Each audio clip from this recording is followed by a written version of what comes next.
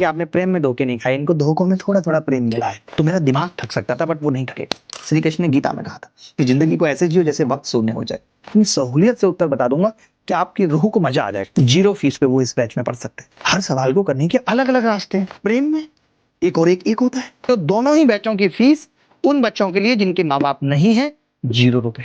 यकीन ना हो, चेयरमैन साहब से पूछ लेना। इससे बेहतर तरीका इस सवाल को करने का नहीं हो सकता है। सीजीएल 2025 में सारे सवाल हलवा थे, तो भैया ऐसा नहीं, हलवा नहीं था। दिन में 3 से 4 बार ब्रेकअप करते हैं और रात को फिर ये हर्ट भेज के सो रहे होते हैं उसी में।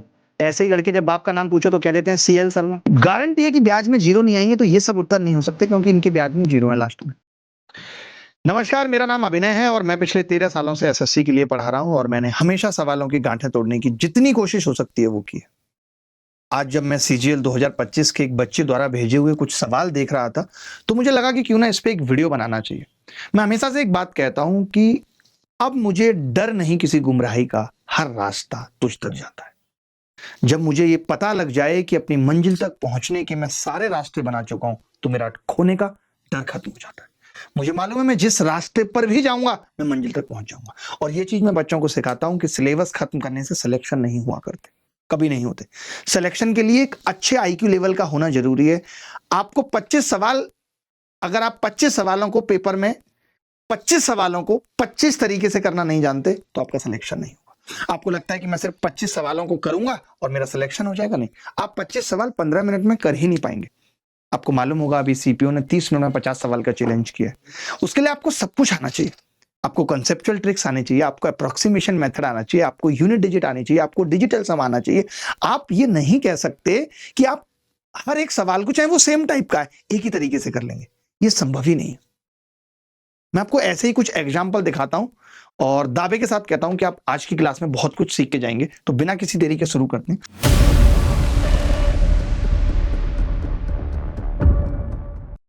एक पहला सवाल सीजीएल 2025 के पेपर में पूछा गया।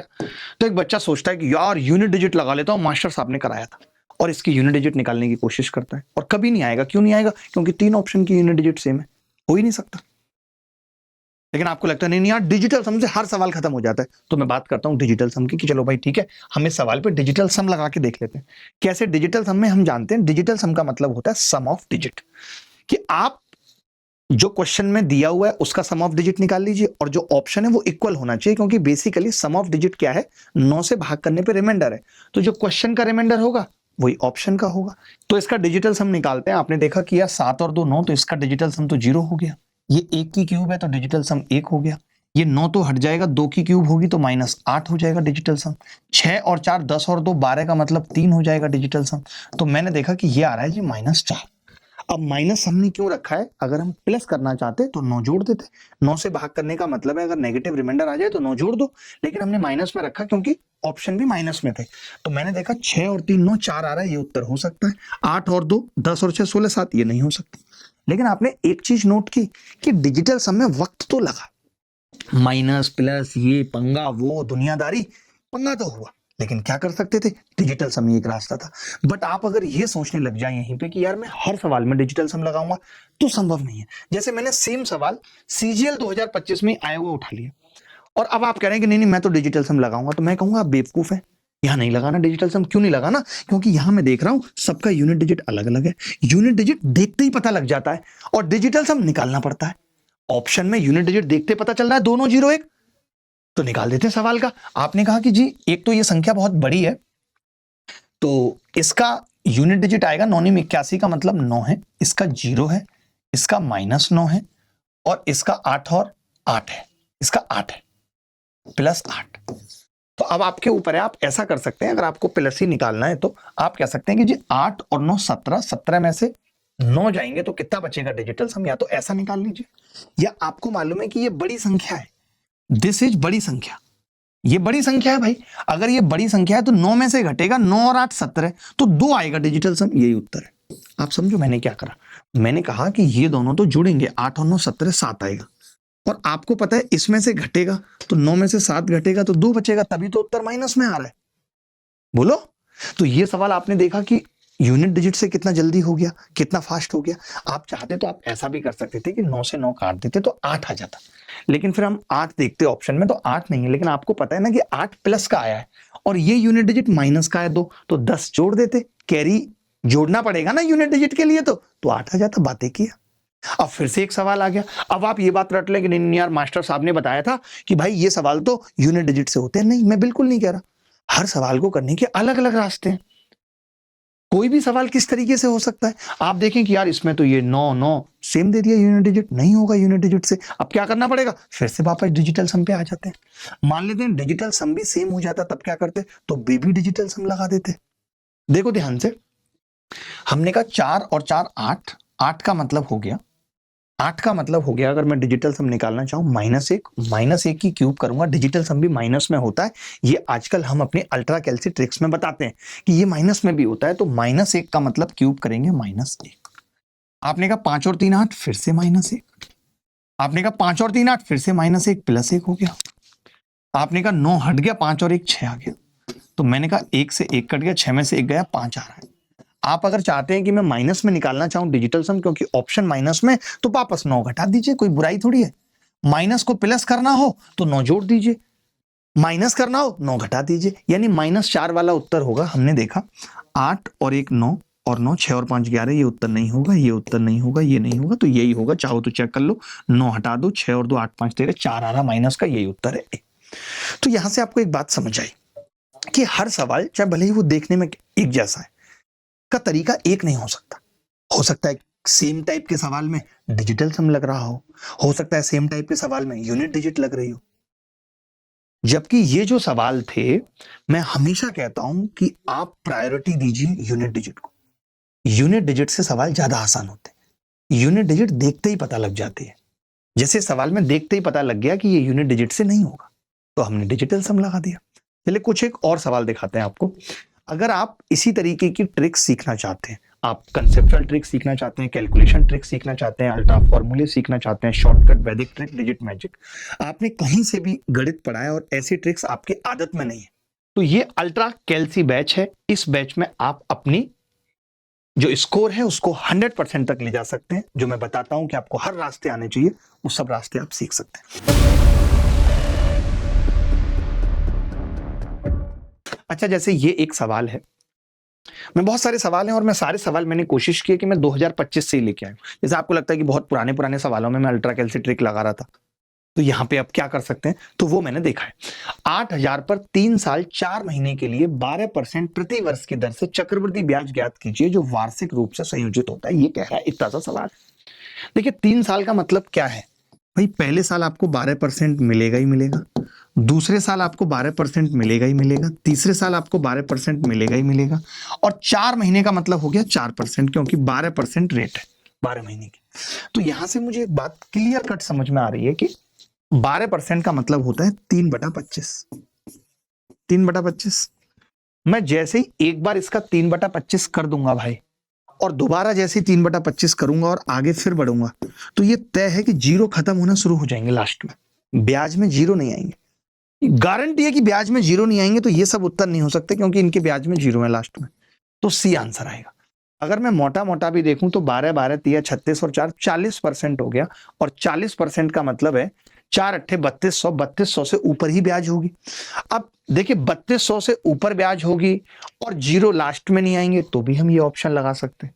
अच्छा, आपको ये बात समझ में आई मैं ये क्यों कह रहा हूं कि जीरो नहीं लगा सकते? मैं आपको वजह बताता हूं, आप समझे नहीं। देखो मैं ये कह रहा हूं, अगर मैं पहले साल का ही ब्याज निकालता तो 12 अट्ठे 96 960 आ जाता भाई। अब अगले साल 960 तो आएगा, जैसे ही मैं इसका 12% निकालूंगा तो वही पॉइंट में आ जाएगा, 0.2 में। यानी जीरो आने का, और आगे निकालूंगा तब तो और ज्यादा पॉइंट में आएगा।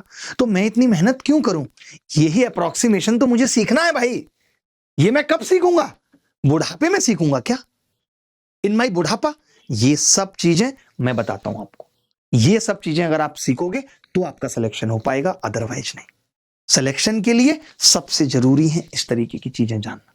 मैं आगे और सवाल दिखाता हूं आपको। अब आप देखिए ये सवाल आया, ये सवाल इतना बड़ा है और मैं देखता हूं कि बच्चे इन सब सवालों को एक बहुत अलग अलग अंदाज में करते हैं। आप सवाल पढ़ लीजिए, आप कैसे करते हैं मुझे नहीं पता, अगर आप ऐसा करते हैं तो जरूर बताइएगा। जैसे ये कह रहा है एक कैंडी की दुकान का मालिक 3 प्रकार की कैंडी खरीदता है, लाल, नीली, हरी। लाल कैंडी 3 रुपए में 15, 3 में 15, 3 15 रुपए में होगा। 3 15 रुपए में, ये रुपए काट दीजिएगा, ठीक है। 3 15 रुपए में, नीली 4 18 में, हरी 5 22 रुपए में खरीदी जाती है। 1:1:2 के अनुपात में मिलाता है, सभी मिश्रित 2 के लिए 10 पर बेचता है। उसका लाभ या हानि बताओ। अब पता है इसमें बच्चा सबसे पहले क्या गलती करता है, मैं देखता हूं। वो क्या करेगा, इन सबको इक्वल बनाने की कोशिश करेगा। 3 4 5 का एलसीएम लेगा, फिर लास्ट वाले को 2 से गुणा कर देगा। जबकि आपको पता है कि पेपर में ये सब करने का वक्त नहीं है। मैं देखिए बहुत सिंपल, आप देखना कि इतना लंबे चौड़े सवाल की बच्चा देख के ऑप्शन से डर जाए कि कितने घटिया घटिया ऑप्शन है, लेकिन मैं बिल्कुल नहीं डरूंगा और इतनी सहूलियत से उत्तर बता दूंगा कि आपकी रूह को मजा आ जाएगा। देखो मैं ये कह रहा हूं, पहले वाली 1 कैंडी है, दूसरे वाली भी 1 कैंडी है और तीसरे वाली 2 कैंडी है। ये बात सही है? आपने कहा पहली 1 कैंडी में 5 रुपए में खरीद रहा हूं, दूसरी वाली में 4.5 में खरीद रहा हूं और तीसरी वाली में 4.4 में खरीद रहा हूं। ये कह सकता हूं या नहीं? आप देखना, आप मेरी कैलकुलेशन और हर चीज देखना। नताशा आप भी देखना, आपको मजा ना आए तो कहना।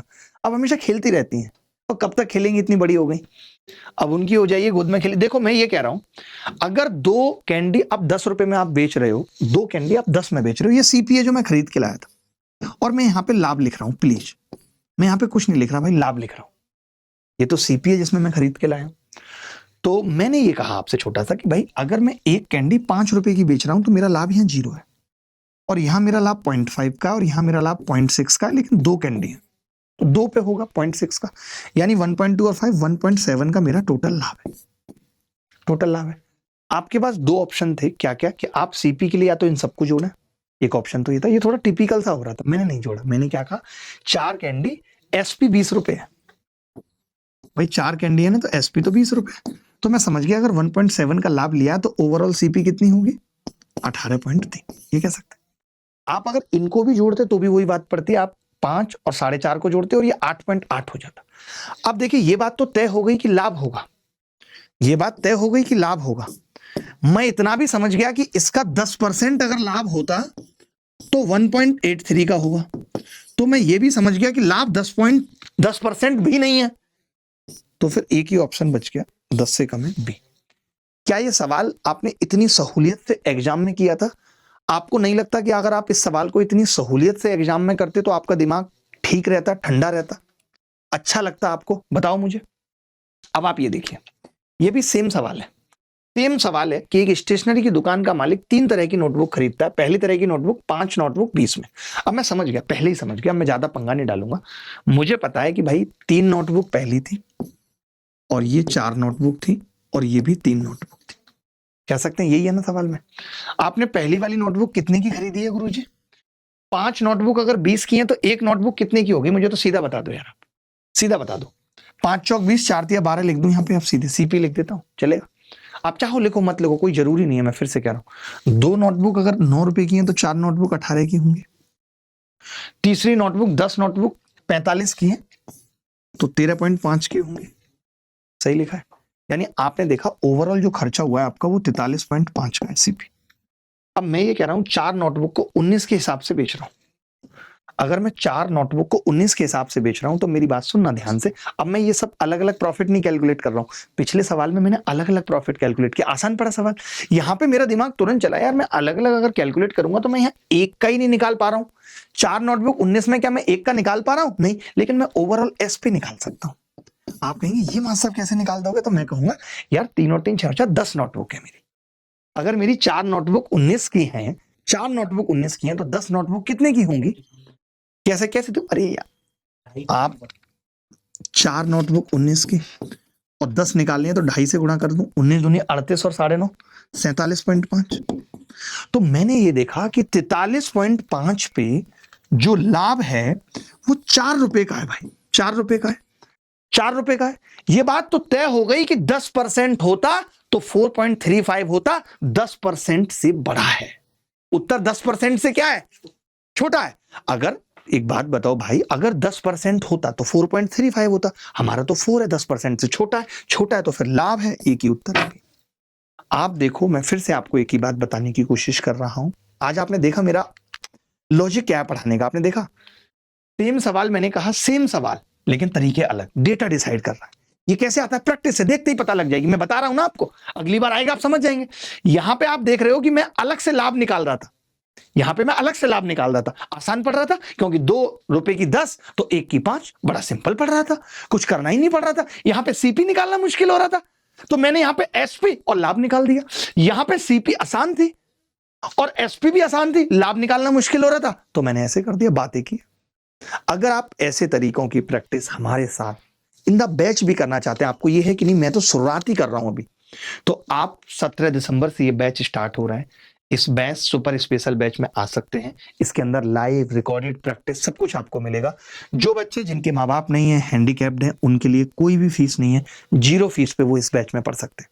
वैसे सबके लिए ऑलमोस्ट 0 सी है ही, कोई बहुत ज्यादा नहीं है। जिस हिसाब से हम पढ़ा रहे हैं, मेहनत कर रहे हैं, आपको मजा ना आए तो आप कहना, आपको लगेगा कि यार ये आदमी जी जान लगा रहा है, आपके अंदर वो एनर्जी, उत्साह और करंट पैदा कर देंगे, इस बात का दावा है। अब आप देखिए, एक और ऐसा सवाल है, इसमें देखते हैं आप क्या करेंगे। अब आप ऐसा करिए, वीडियो को रोक लीजिए, दिल कर रहा है आपका, रोक लीजिए। कभी कभी नहीं होता है कि कोई मिलने आया है, ऐसे मन करता है रोक लो, या किसी के साथ आप कार में जा रहे हैं, आपका मन होता है यार कि बस सफर थम जाए, वक्त का पता ना चले। नहीं पता, दिस इज कॉल्ड लव। प्रेम एक ऐसी चीज है जहां वक्त का पता नहीं चलता, टाइमलेसनेस पैदा हो जाती है, समय की शून्यता है, समय शून्य हो गया है, महसूस ही नहीं हो रहा। भगवान श्री कृष्ण ने गीता में कहा था कि जिंदगी को ऐसे जियो जैसे वक्त शून्य हो जाए, ना भविष्य की चिंता हो, ना भूतकाल का पता हो। आप जिस मोमेंट में उसको जी रहे हो, जैसे कभी भी आप उसके साथ पार्क में जब बैठते हो तो होता है ना ऐसा महसूस। आपको तो हुआ ही है पहले, खैर आपकी क्या बात करें, आप तो ये सब करके यहाँ बैठे। यहाँ पे एक ऐसे शख्स भी हमारे साथ बैठे हैं, मैं क्या बताऊं, प्रेम में इन्होंने धोखे खाए हैं।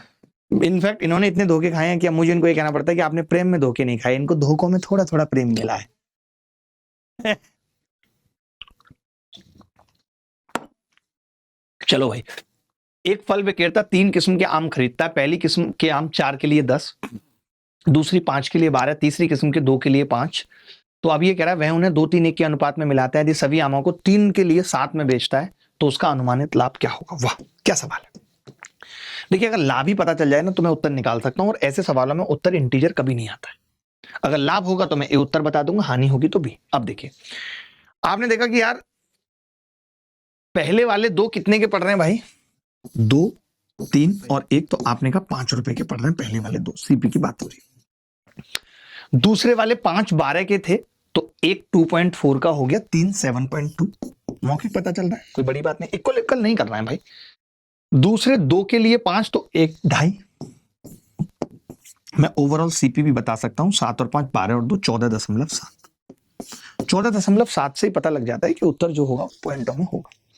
अब आपने कहा कि जो टोटल है ये 3, 2 और 1 3 6, और 6 तो मैं बड़े आसानी से बता सकता हूं कि 6 की जो एसपी होगी, अगर 3 की एसपी 7 है तो 6 की कितनी होगी? 14। ये तो बात तय हो गई कि मुझे लॉस होगा। लॉस होगा तो एक ही ऑप्शन है जिसपे लॉस होगा। लॉस कितने का हो रहा है आप बता सकते हैं? 0.7 का, 0.7 का लॉस हो रहा है भाई, 0.7 का लॉस हो रहा है। मैंने कहा अगर मैं इसका 10% लेता तो 1.4 आता 1.4 आता, 47 आता है इनफैक्ट, 10%, 5% 0.7 आता, लेकिन और थोड़ा सा बड़ा आता 0.7 से, लेकिन ये 0.7 है, तो यानी लॉस 5% से भी कम है, तो हानि होगी। और भी 6% मैंने पहले कहा था एग्जैक्ट नहीं होगा। तो आपको नहीं लगता कि इतने बड़े सवाल में जो ये अप्रोच मैं लगा रहा हूं, इसका फायदा क्या है? मैं आपसे पूछना चाहता हूं, what the benefit of this approach? मुझे बस इतना बता दीजिए। पता आपका एक जवाब आएगा, और वो क्या आएगा मालूम है? आप कहेंगे गुरुजी ऐसे सवालों का फायदा ये है कि इससे दिमाग नहीं थकेगा। अगर मैं कोई और तरीका लगा रहा होता, मैं कोई और तरीका बनाने की कोशिश करता, तो मेरा दिमाग थक सकता था, बट वो नहीं थकेगा। और मैं ये अप्रोक्सीमेशन इसलिए भी बता रहा हूं कि क्या पता ऑप्शन 5 के आसपास हो, तो भी मैं कह सकता हूं कि इसका 5% 0.7 से बड़ा होगा। अगर 5.2 भी होता, यानी मैं 5 को रेफरेंस मान लेता। अप्रोक्सीमेशन में हमें एक वैल्यू को रेफरेंस लेना पड़ता है। जैसे इन्होंने अपने जीवन में एक लड़के को रेफरेंस माना हुआ है कि इसी लड़के के रेफरेंस में सब कुछ देखेंगे। बहुत गलत है ये। आगे बढ़ते।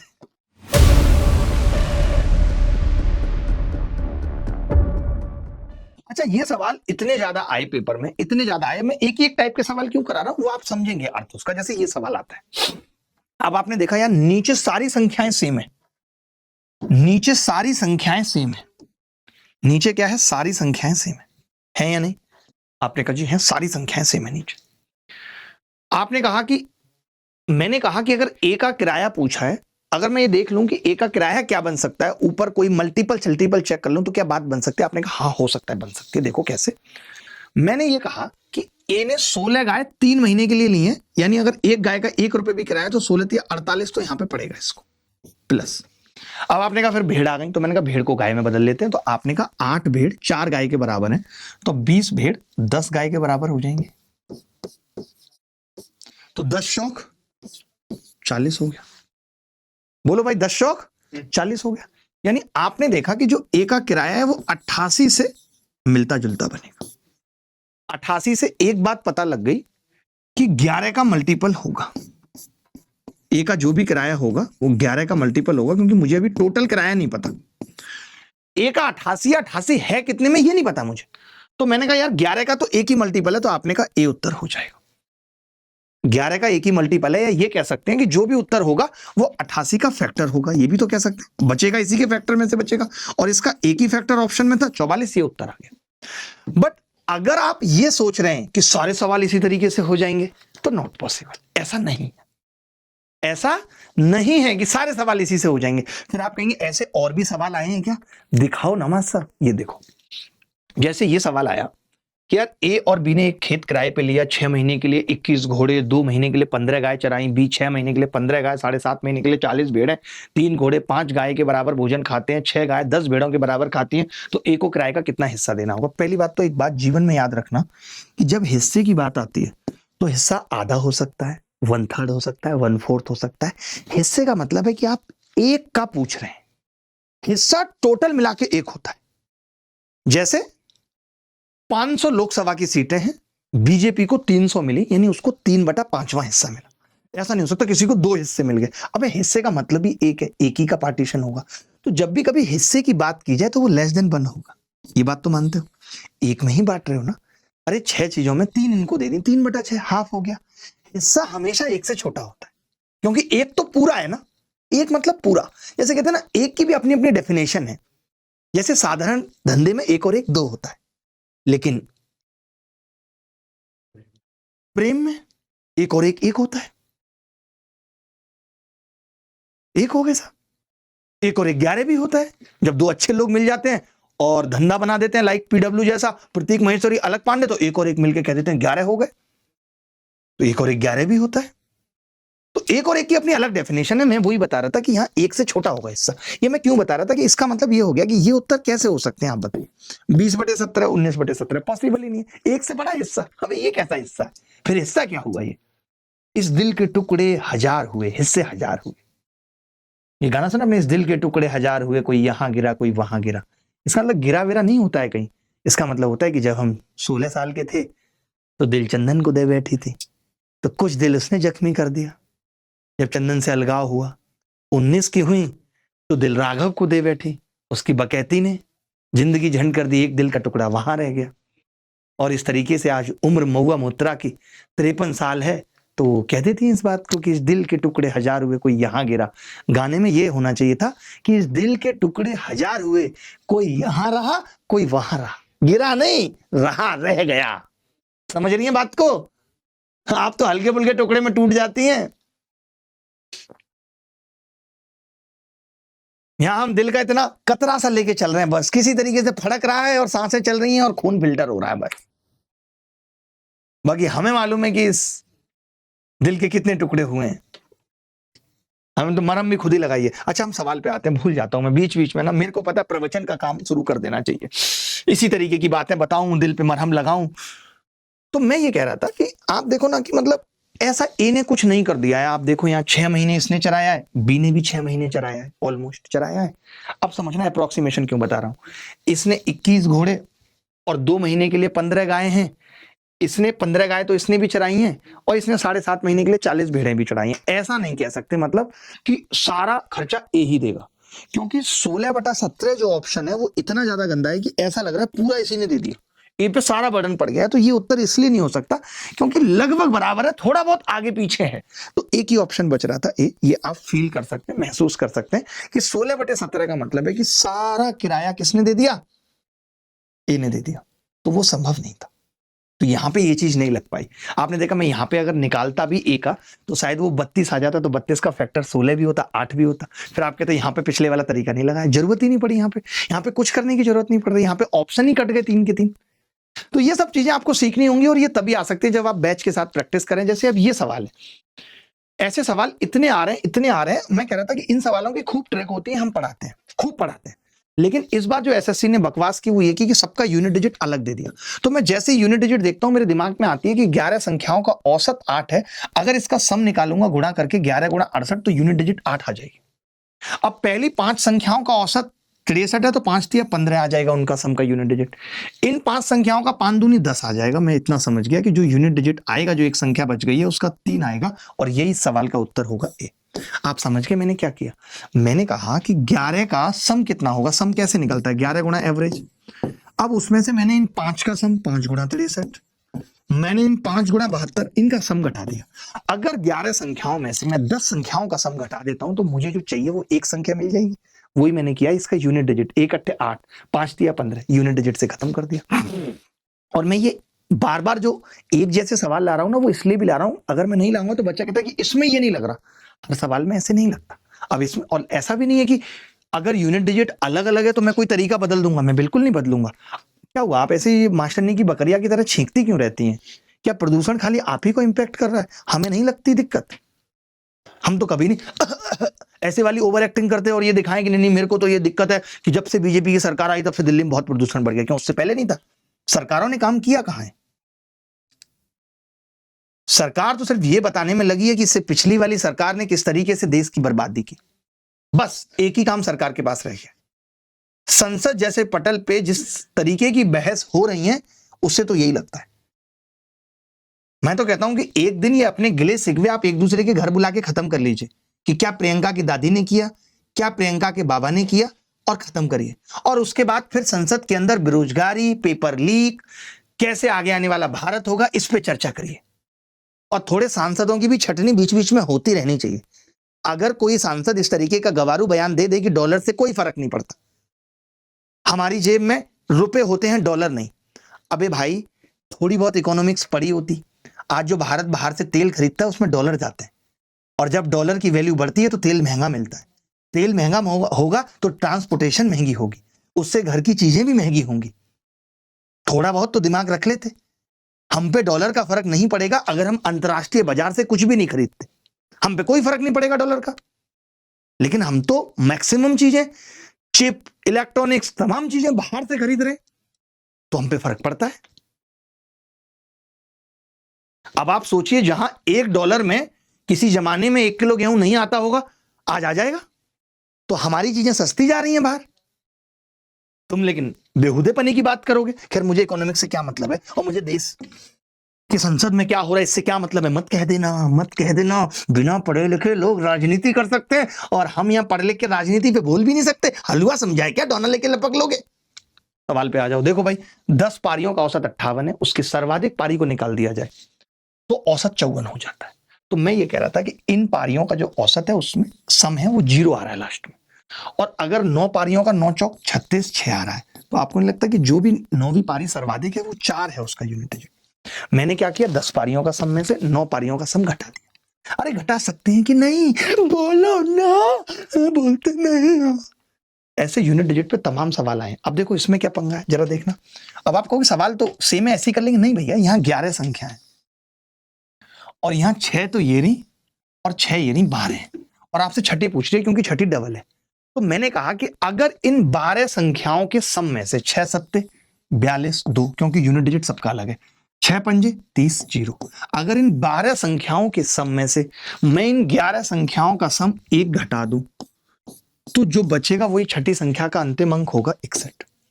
ये सवाल बहुत आसान थे, मेरी बात सुनना, ये सवाल बहुत आसान थे। इनके तमाम ट्रिक हैं, हम बताते हैं। लेकिन अगर पेपर में आप यूनिट डिजिट से करते, आपको नहीं लगता दिमाग नहीं थकता? पता ही नहीं चलता कि मैंने ये 4 सवाल किए भी। अगर कोई सवाल यूनिट डिजिट से हो रहा है तो मैं अपने दिमाग को थकाऊंगा क्यों, मैं आपसे पूछना चाहता हूं। जरूरत है क्या थकाने की? नहीं। चलो एक प्रॉफिट लॉस का गजब सा सवाल, ये एक दो और सवाल देख लेते हैं मल्टीपल, क्योंकि हम अगर अल्ट्रा कैल्सी की बात कर रहे हैं कि हम अल्ट्रा कैल्सी चीजें सिखा रहे हैं आपको, अगर आपको यही सेम चीजें, अल्ट्रा कैल्सी में बहुत कुछ है, मैंने अभी अल्ट्रा कैल्सी बैच यूट्यूब पे पढ़ाया था, उसके बाद और 20 25 100 चीजें नई खोज दी है। अगर आप सिर्फ अल्ट्रा कैल्सी सीखना चाहते हो, सिर्फ ट्रिक सीखना चाहते हो, तो आप मुझसे इस बैच में पढ़ सकते हो, कैलकुलेशन अल्ट्रा कैल्सी बैच। और अगर आप कंप्लीट मैथ्स के साथ ये सब ट्रिक सीखना चाहते हो, आपने मैथ्स कहीं से नहीं पढ़ा है, तो आप इस बैच से सीख सकते हो। दोनों ही बैचों की फीस उन बच्चों के लिए जिनके मां बाप नहीं है, 0 रुपए, 0 रुपए। ठीक है, आगे बढ़ते हैं। अब जैसे ये सवाल आया है, तो मुझे मालूम है कि जब से हमने अल्ट्रा कैल्सी ट्रिक्स पढ़ाई हैं, तब से सब अब अल्ट्रा कैल्सी ट्रिक्स सीखो। तो मैं देख रहा था कि एक शिक्षक साहब है, इस सवाल को कर रहे थे कि सभी पूर्णांक जिनमें 13 से पूरी तरह विभाजित है, उनका औसत बताओ। तो कह रहे थे 13 का मल्टीपल चेक कर लो, और 4 ऑप्शन में करने भी लग रहे हैं भाई साहब। लेकिन सीख कितना बता दोगे? हम उससे एक स्टेप आगे निकल जाएंगे। मैं ये कह रहा हूं, अगर आपने संख्याएं 300 और 450 के बीच में ली हैं और उनका औसत निकाला है, तो औसत उससे बाहर थोड़ी चला जाएगा, वो उसके बीच में ही तो रहेगा। और इसमें केवल एक ही संख्या थी जो 300 और 450 के बीच में थी, नहीं चेक करना था 13 का मल्टीपल। इसकी भैंस को भोपाल ले जाओ। मजा आया कि नहीं? समझे? तो ये सवाल एसएससी ने सब इसलिए पूछा कि भैया देखो और आंसर निकाल दो, कुछ नहीं सोचना है, कछु नहीं सोचना है। लेकिन आप सोच रहे हो, क्यों सोच रहे हो? भगवान मालिक है, गॉड इज द ऑनर। हमेशा हमारा एक डायलॉग होता है, God is the honour, nothing else. इससे बेहतर तरीका इस सवाल को करने का नहीं हो सकता है। आगे बढ़ते हैं। अब जैसे ये सवाल था भाई, ये सवाल पूछा गया एसएससी सीजीएल प्री 2025 में। ये कह रहा है कि 10 सेंटीमीटर की भुजा है, 14 सेंटीमीटर ऊंचाई वाला एक समबाहु त्रिभुजाकार आधार वाला एक पिरामिड को 10 सेंटीमीटर भुजा वाले घन के ऊपर रख दिया है। आ गया होगा आराम से, क्योंकि 10 सेंटीमीटर की भुजा है और लगभग ऊंचाई भी 10 ही है, बहुत ज्यादा नहीं है कोई। तो मैं ये कह रहा था, अगर इन दोनों का कुल आयतन पूछ रहा है, तो मुझे पता है घन का 10 की क्यूब होता है। और अगर मैं उसकी बात करूं तो वो लेस देन 10 की क्यूब ही होगा, यानी उत्तर 2000 से छोटा होगा। और आप सोचो, इतने दुख की बात है कि एक ही ऑप्शन भी था। ये मैं अप्रोक्सीमेशन पे क्यों फोर्स कर रहा हूं बार बार? आप नहीं समझ रहे मेरी बात। मैं इसलिए कर रहा हूं क्योंकि इससे ना तो दिमाग थकेगा ना वक्त जाएगा, आप सीधे उत्तर बता दोगे। एसएससी का पेपर बनाने वाला बंदा पागल नहीं है, उसने जानबूझ के इतनी दूर ऑप्शन डाले कि बच्चा इस सवाल को करे ना। आप बताओ ना कि जब आप पिरामिड का निकालोगे भी तो आप क्या करोगे? आप 1/3 करोगे। उसके बाद आप √3/4 आधार का क्षेत्रफल का फॉर्मूला लगाओगे, 10 का स्क्वायर। उसके बाद आप ऊंचाई लोगे 14, यही करोगे। आप पागल हो रहे हो? मैंने इसमें भी कुछ नहीं किया। मैंने कहा कि यार ये 3 पंजे 15, 5 बार काट दूंगा। इसको 2 मान के 2 दूनी 4 कर दूंगा, इसको 2 से फिर 2 बार काट दूंगा, तो भी देख रहा हूं 10 100 दूनी 200, ये 1200 ही आ रहा है। 1200 के आसपास एक ही ऑप्शन है, दैट इज बी। तो अप्रोक्सीमेशन सीखना बहुत जरूरी है। It's one of the best thing कि आप अप्रोक्सीमेशन सीखें। अप्रोक्सीमेशन कहां लगेगा देखते ही कैसे पता चलेगा? जहां ऑप्शन दूरी पे होंगे, बहुत दूर पे अंदाजा लगा लेंगे हम, ये उसी का घर है। अगर घर बहुत दूर पे बने हो, 1-2 जोड़ी कपड़े तो उसके छत पे सूख रहे होंगे जिनकी पहचान हमें होगी, देखते ही समझ जाएंगे रिया का घर है। उसी की पुरानी स्कूटी खड़ी है बाहर, जिस पे ना जाने कितनी बार मैंने पंचर लगवाया है। बोलो भाई, तुम जैसे रिया का नाम आता है तो तुम ऐसे उदास से क्यों हो जाते हो? आंखों में आंसू से क्यों आ जाते? रिया से ऐसे क्या ताल्लुकात थे तुम्हारे? एक हमारा दोस्त था, तो उसकी दादी का नाम रिया था। मैं बड़ा हैरान होता था, मैंने कहा यार ये किस जमाने का आदमी है, किसकी दादी का नाम रिया है? तो बहुत साल बाद उसने बताया कि रियाया था, लेकिन रियाया से लोगों को लगता था कि ये दूसरी कम्युनिटी से आते हैं, तो हमने दादी का या हटा दिया, खाली रिया रह गया। पहले नाम के बहुत पंगे होते थे, बहुत। आप देखो ना, आज किसी का नाम आपने सुना है? छोटे लाल। पहले होते थे छोटे लाल। घर में 8-10 बच्चे, बाबा नाम लिखाने गए, अब बाबा को पता नहीं क्या नाम है, सबसे छोटे वाला छोटे लाल लिख दो। ये दर्द तो छोटे लाल के बच्चे से पूछो, जब स्कूल में उसको लोग चिढ़ाते हैं कि छोटे लाल का लड़का है। ऐसे ही लड़के जब बाप का नाम पूछो तो कह देते हैं सीएल शर्मा, पूरा नहीं बताते। लेकिन चलो सीएल तक तो ठीक है। हमारी क्लास की जो सबसे खूबसूरत लड़की थी, उसके पिताजी का नाम था लट्टू ऋषि, उसको तो शॉर्ट फॉर्म बोलने में दिक्कत है, LC, और खराब लग रहा है। तो मेरी सबसे रिक्वेस्ट है कि एटलीस्ट अपने संतानों के नाम इस कदर रखें कि उनकी संतानों को तकलीफ ना हो। बाद में ऐसा ना हो कि फिर धीरेंद्र अपने आप को धीरू समझ रहे हैं, जितेंद्र अपने आप को जीत कहना पड़ रहा है, जब उनका कोई आधार कार्ड देख ले बहुत दिक्कत आती है। पुराने नाम वालों को स्पेशली, सोमवीर को लोग वीर कह रहे हैं, करे क्या बंदा। लड़कियों को भी पुराने नाम वाले लड़के पसंद नहीं है, लेकिन लड़कियों के पास ये अपॉर्चुनिटी होती है कि वो खींचतांच करके कुछ निकाल देती हैं, उसका हल्का सा तिरकी सा, जो अच्छा लगता है। आगे बढ़ते हैं, थोड़ी हंसी मजाक भी जरूरी है। अच्छा, ये पूर्ण वर्ग वाला कॉन्सेप्ट हमने इतना पढ़ाया, आपको इतना पढ़ाया, और सोचिए सीजीएल 2025 में आया। ये मैं इसलिए भी बता रहा हूं कि मैं अल्ट्रा कैल्सीट्रिक में ये सब बताता हूं। मैं ये बताता हूं कि पूर्ण वर्ग की 3-4 कंडीशंस होती हैं। पूर्ण वर्ग की 3-4 कंडीशंस में एक कंडीशन ये होती है कि किसी भी पूर्ण वर्ग संख्या के लास्ट 2 डिजिट वही होंगे, लास्ट 2 डिजिट वही होंगे जो 1 से लेकर के 24 तक के स्क्वायर में आते हैं। अब आप मुझे बताओ कि क्या 88 1 से लेके 24 तक किसी भी संख्या के स्क्वायर के लास्ट में आते हैं? तो आप कहेंगे नहीं आते मान साहब, तो ये उत्तर नहीं हो सकता, ए ही उत्तर होगा। और ये सवाल इस बार के सीजीएल में आया। यकीन ना हो चेयरमैन साहब से पूछ लेना, क्या ना अभिनय ने बताया था ये सवाल आया है, आप तो कह रहे थे सवाल दिखाने नहीं है किसी को। जुर्म कर रहा हूं ना मैं बहुत बड़ा, यहां लोग बड़े बड़े जुर्म करके संसद में बैठे भाषणबाजी कर रहे हैं, और हम यहाँ एक सीजीएल का सवाल देख के बच्चे को बता नहीं सकते कि सवाल इस तरीके से तोड़े जाते हैं। अपना आईक्यू लेवल बढ़ाओ, ये गुनाह है, जो गुनाह होना चाहिए वो गुनाह नहीं है। अब आप देखिए भाई साहब, ये सवाल पेपर में पूछा गया है, और ऑप्शन देखिए कि कितनी दूर दूर है, कितनी दूर दूर ऑप्शन है, कितनी दूर दूर है। ये कह रहा है कि 18% की दर से 1.5 वर्ष का चक्रवृद्धि ब्याज इतना है, 18% की दर से। मैं ये कह रहा हूं 1.5 वर्ष में, अगर मैं सीआई की भी बात करूं, थोड़ा बहुत ऊपर नीचे होगा, तो आप कहोगे 18 और 9 27 के हिसाब से, लगभग 27% के हिसाब से ब्याज होगा। अब आप ही बताओ कि 27% थोड़ा सा ज्यादा होगा, तो 10,000 का मैं कर रहा हूं तब तो कम बैठ रहा है थोड़ा सा, और 10,000 से बड़ा तो कोई और ऑप्शन है भी नहीं, तो मैं कैसे लगा सकता हूं एज द करेक्ट आंसर। मैंने नहीं सोचा, मुझे पता था, ऐसा नहीं कि मुझे आता नहीं है कि मैं 18 करूंगा प्लस 9 करूंगा, 18 का 9 1.62 28.62 ब्याज आ जाएगा, लेकिन मुझे नहीं करना। मैंने देखा कि यार ये लगभग 27-28% ब्याज आएगा, वो 10,000 का ही हो सकता है। ऑप्शन इतने दूर दूर है, ऐसा तो है नहीं 9,999 है, यही तो अप्रोक्सीमेशन है।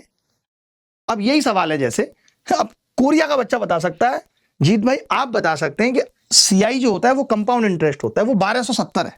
आप तो जानते हैं ना, ब्याज पे ब्याज मिलता है, साधारण ब्याज पे ऐसा नहीं होता। तो साधारण ब्याज छोटा होगा कि नहीं? हमेशा छोटा होगा। अब ये 1270 है, और ऑप्शन में 1500 और 2000 भी दे रखे हैं, आप बताओ कभी ऐसा हो सकता है? नहीं, 2 ही ऑप्शन बच गए। अब आप बताओ 3 साल का पूछ रहा है, कहां है भाई ये रहा 3 साल। अगर 3 साल का पूछ रहा है तो हर साल तो बराबर होती है एसआई, तो 3 से कटेगा। अब 1000 तो नहीं कट रहा है 3 से, तो ए उत्तर है। मतलब क्यों निकालूंगा मैं भाई, 3 साल का ब्याज है और एसआई हर साल बराबर होता है, और रेट भी क्लियर है। ऐसा नहीं कि रेट कुछ अलग तरीके की दे रखी है, रेट भी क्लियर है। तो ऐसे छोटे मोटे टुच्चे सवालों पे आप क्या सोचते हैं नहीं पता, मुझे नहीं पता कि आप इस सवाल को कैसे करते हैं। ये सवाल अगर पेपर में जिस बच्चे के भी आया था, प्लीज कमेंट करके बताइएगा आपने कैसे किया, क्योंकि मैं कई सारे शिक्षकों का सॉल्यूशन इस कमबख्त सवाल पे देख चुका हूं, कईयों का देख चुका हूं भाई। I have seen the solution of कईयों। आपने कैसे किया था पेपर में जब ये सवाल आया था?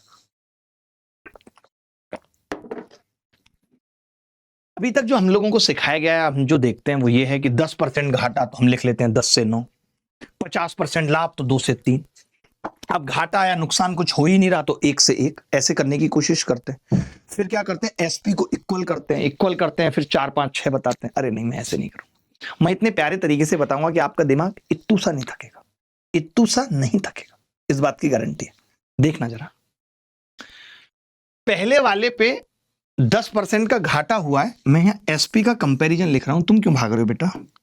एसपी का कंपैरिजन लिख रहा हूं, तो आप कहेंगे कि पहले वाले केस में 90% एसपी है जिसकी वैल्यू 4 है, दूसरे वाले केस में 150% एसपी है जिसकी वैल्यू 5 है, तीसरे केस में एसपी 100% ही है, कोई लॉस प्रॉफिट नहीं है, जिसकी वैल्यू 6 है। ये मैंने लिख दिया। आपने कहा कि इस हिसाब से गुरुजी एसपी टोटल 15 है, 15 है।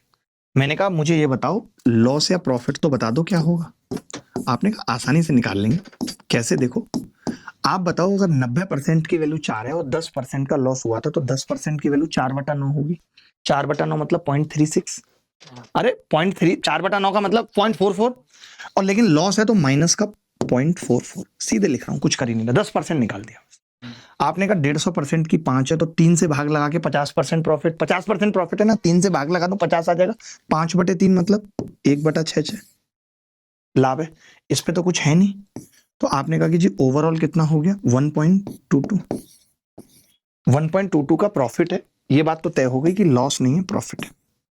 ठीक है भाई, अब समझना, मैं ये कह रहा हूं कि 15 एसपी थी, यानी सीपी अगर यहां से देखूं तो 13.78 होगी भाई, 78 होगी। 13.78 मैंने इसमें से घटा दिया एसपी में से लाभ।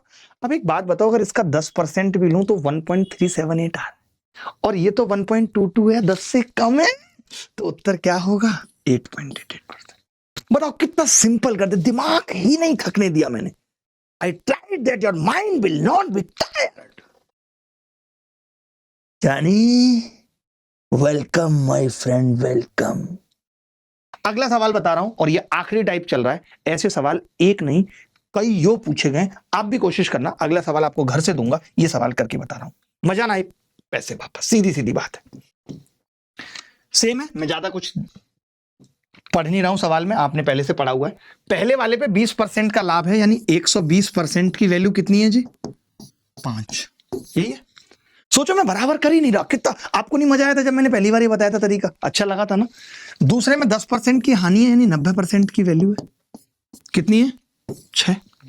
तीसरे वाले में 130% का लाभ है, ये मैंने मुश्किल डेटा वाला सवाल लिया है, कितना होगा 7 है। सब में फायदा है। ये तो हमारी एसपी है, एसपी का मतलब 7 और 6 13 5 18, सही लिखा है। अब मैंने कहा लॉस या प्रॉफिट और लिख दो एल या पी।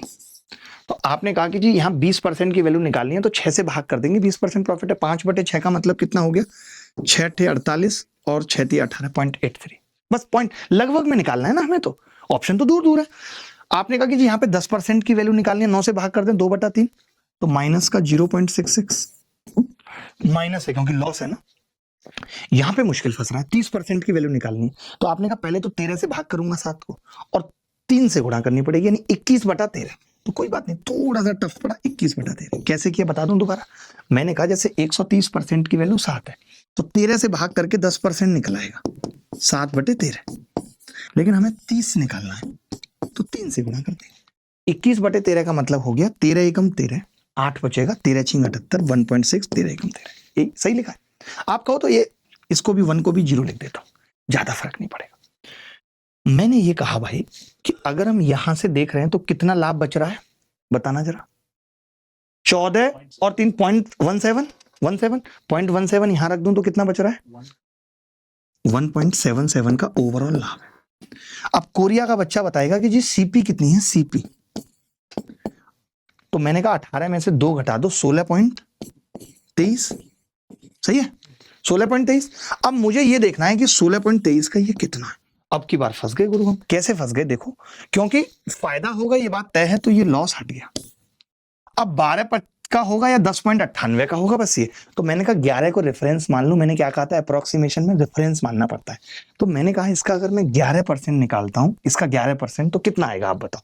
इसका 10% कितना है 1.623 और ये 1.6 लगभग, तो आपने कहा ये तो 1.7, इसका लगभग 11% ही हो रहा है, और लगभग 11 एक ही ऑप्शन है, सी इज द करेक्ट आंसर।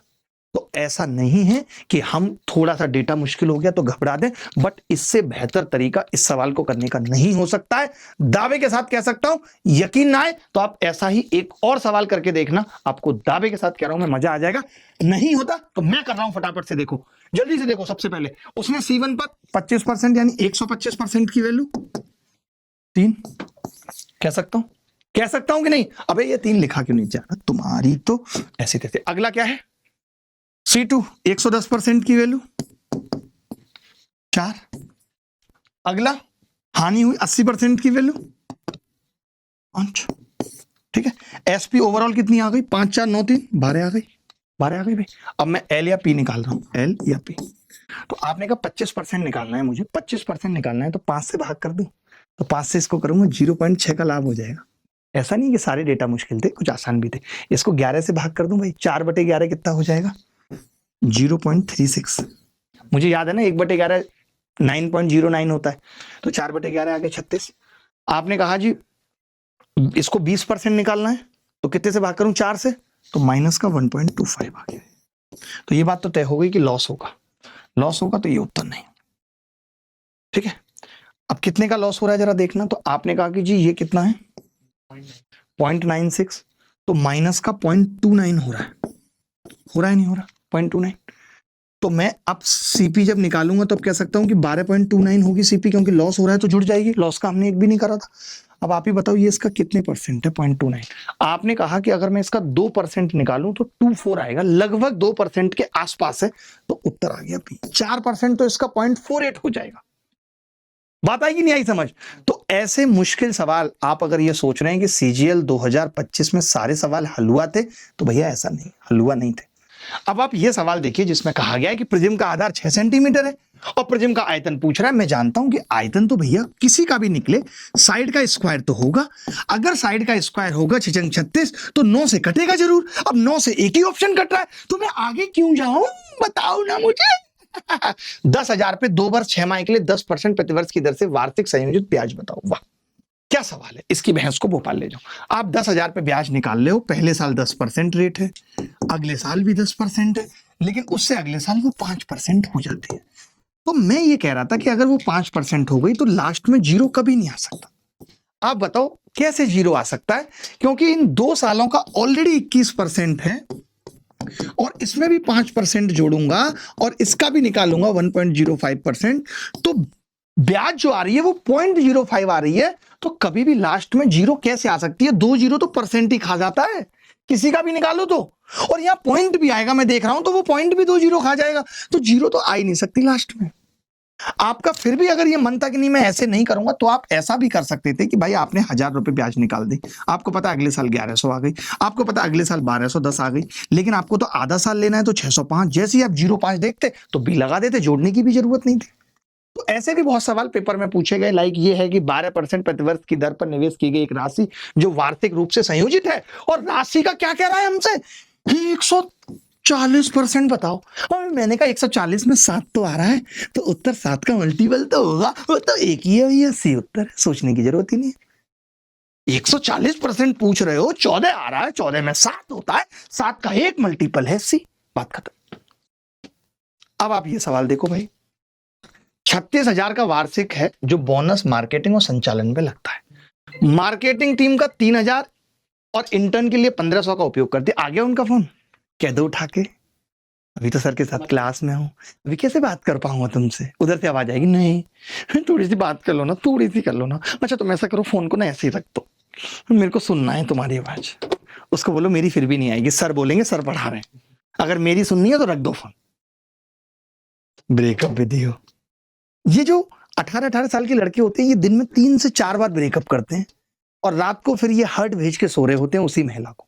ये 18 से 19 साल के लड़कों का रहता है, दिन में 4 बार, आज के बाद बात मत करना, आज के बाद बात मत करना, तुरंत ब्लॉक कर देंगे। महिलाएं भी आधा घंटे बाद अनब्लॉक। इनको अपने डिसीजन पे आधा घंटे भी नहीं रहना। और यही वो लड़के जो बाद में मोदी की क्लिपें वायरल कर रहे होते हैं, 2014 में कैसे बोलते थे डॉलर के लिए। अबे भाई वो 11 साल पहले बोलते थे, तुम्हारी तो आधा घंटे पहले की बात जो तुम ब्रेकअप बोल के और पैचअप कर लेते हो, और बात मोदी साहब की कि 10 साल पहले क्या बोला था। थोड़ा सा तो गौर फरमाओ अपनी तरफ भी। क्यों जी भाई, सही कह रहे हैं कि नहीं? देखो मैं ये कह रहा था, आपने टोटल इस 36,000 को बांटा है 5, 4, 9 और 3 12, 12 तिया 36,000, तो 5 तिया मार्केटिंग पे जो खर्चा है वो आप 15,000 रुपए कर रहे हो भाई। आपने कहा कि जी उस मार्केटिंग पे जो मैं खर्चा कर रहा हूं वो 3,000 और 1,500 के हिसाब से 4,500 और खर्च हो जाता है, यानी मेरी जेब में आते हैं सिर्फ 10,500 बचा है अभी मेरे पास मार्केटिंग का, जो मुझे डिवाइड करना है 5 और 4 के अनुपात में। तो कम हिस्से वाले को बताना है क्या होगा, तो कम हिस्सा कौन सा है? 4 किस में? 9 में। तो 4 9 में बताना है मुझे। आपको याद है मैं ऐसे सवालों में अक्सर एक बात बताता हूं कि जब 9 से भाग करना हो किसी संख्या को तो रिमाइंडर पता कर लो।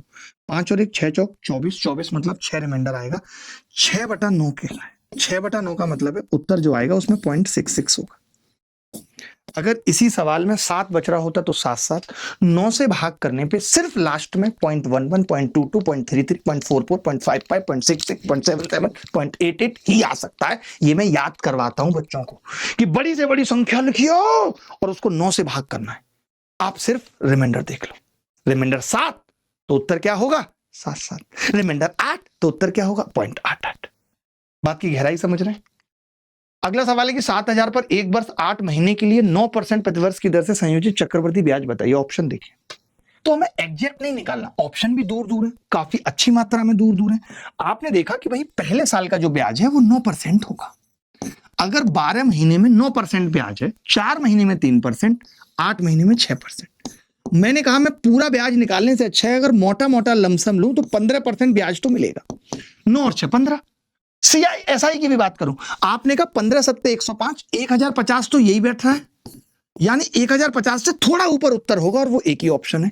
तो अप्रोक्सीमेशन का यही फायदा है कि हमारा दिमाग नहीं थकेगा भैया। तुम समझ ही नहीं रहे हो बात को। आप जिस मेथड को कहते हो बेसिक वो भी बताता हूं, फिर उसको काट के लिखता हूं बाहियात, ताकि आपके दिमाग से निकल जाए कि बेसिक कुछ नहीं होता, हमें एग्जाम ओरिएंटेड मेथड सीखने पड़ते हैं। तो आप इस बैच में 17 दिसंबर से स्टार्ट हो रहा है, जुड़ सकते हैं। मैथ सुपर स्पेशल बैच है। जो बच्चे जिनके माँ बाप नहीं है, विकलांग है, उनके लिए इस बैच की फीस 0 है। आप सिर्फ हमारे बैच में ट्रिक सीखना चाहते हैं, आपने गणित कहीं से खत्म कर दिया है या 1 साल पहले हमसे भी खत्म किया है, तो पहली बार ऐसा हो रहा है कि एक बैच कैलकुलेशन बैच आ रहा है जिसके अंदर सारी कंसेप्चुअल कैलकुलेशन, फॉर्मूले, शॉर्टकट, वैदिक ट्रिक, डिजिट मैजिक, जो गारंटी देगी कि आपके स्कोर को 100% तक ले जाए। आज के लिए इतना ही, अगली मुलाकात फिर होगी इसी उत्साह उमंग के साथ। ख्याल रखिएगा, खुश रहिएगा। दोनों बैचेस के लिंक डिस्क्रिप्शन में दिए हुए हैं, आप क्लिक करके देख सकते हैं।